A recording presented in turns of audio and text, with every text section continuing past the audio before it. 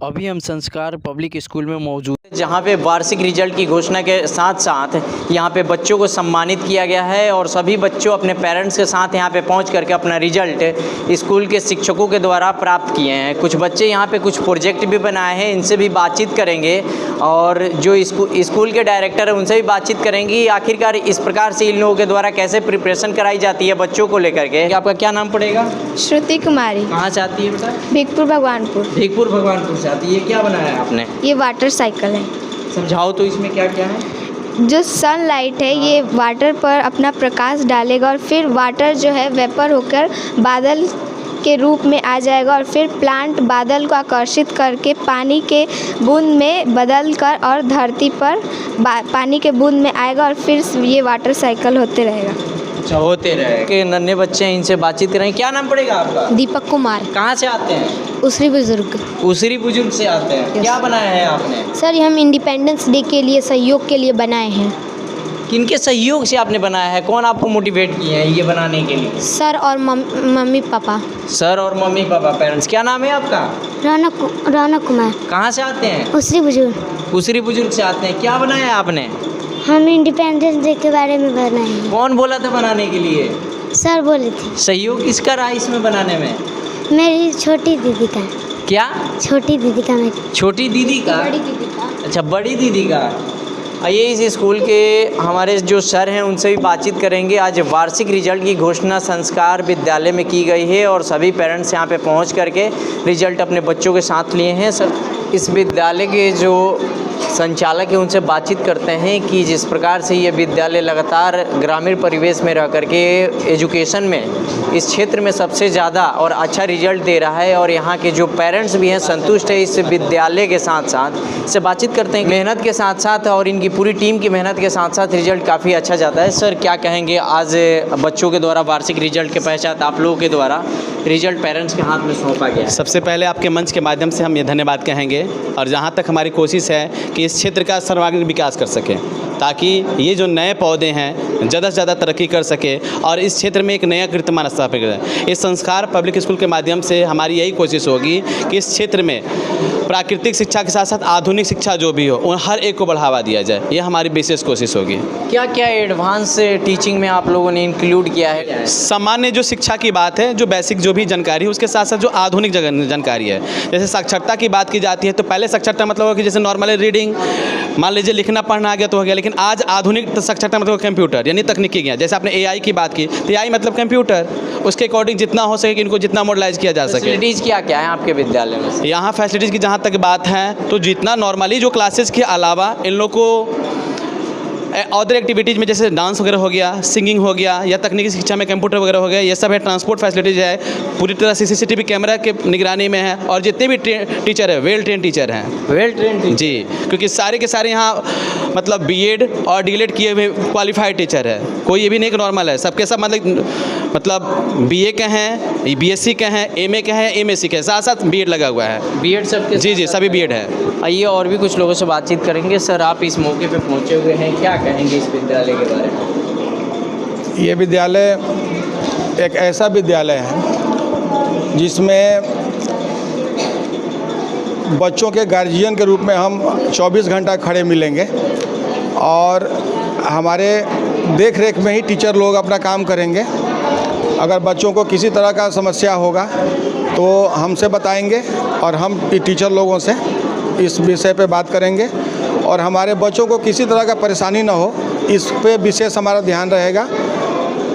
मैं इस विद्यालय का एक गार्जियन के रूप में काम करूंगा। गार्जियन के? हाँ। क्या कहेंगे सर, एक डायरेक्टर होने के नाते कैसे बच्चों को आपके द्वारा प्रिपरेशन कराई जाती है और तमाम इस ग्रामीण परिवेश में रहने के बाद से उस बच्चों के साथ फाइट करना पड़ता है कि जो शिक्षा से काफ़ी दूर हैं?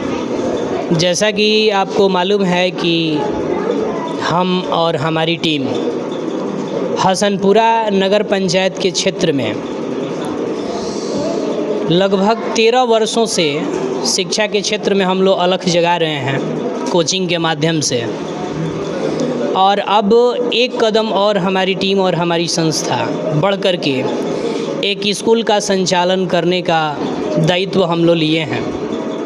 तो हम लोग कोशिश करेंगे कि बेहतर से बेहतर एजुकेशन बेस्ट एजुकेशन बच्चों को दिया जा सके।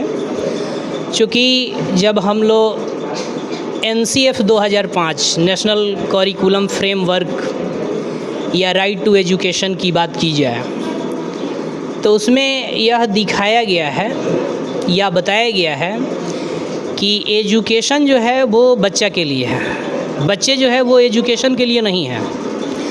तो एजुकेशन का सिस्टम ऐसा होना चाहिए कि बच्चों पर किसी प्रकार का मानसिक दबाव उत्पन्न न हो, बच्चे खेल खेल में सीखें।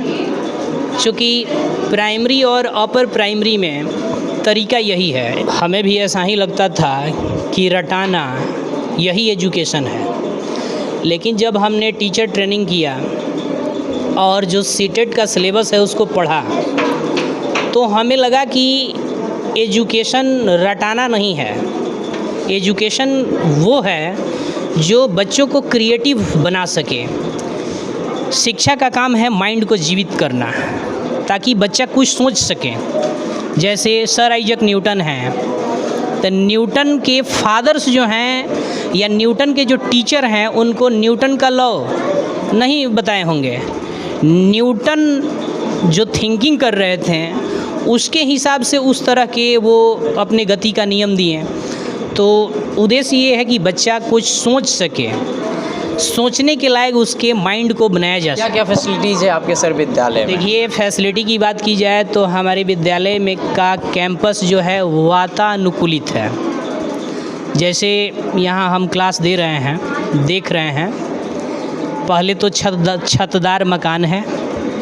दूसरी बात ये है कि हमारी जो भी टीचर हैं वो लगभग टीचर ट्रेनिंग ले चुके हैं। कुछ लोग बीएड हैं, कुछ लोग डीएलएड हैं, जैसे मैं डीएलएड किया हूँ।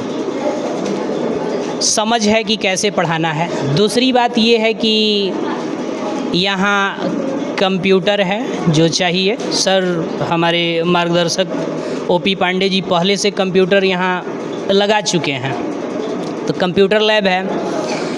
इसके अलावा यहाँ योग की शिक्षा दी जाएगी। योग हम लोग योगा भी कराया? हाँ, योगा कराएंगे। शारीरिक शिक्षा एक हमारे सहयोगी हैं वो।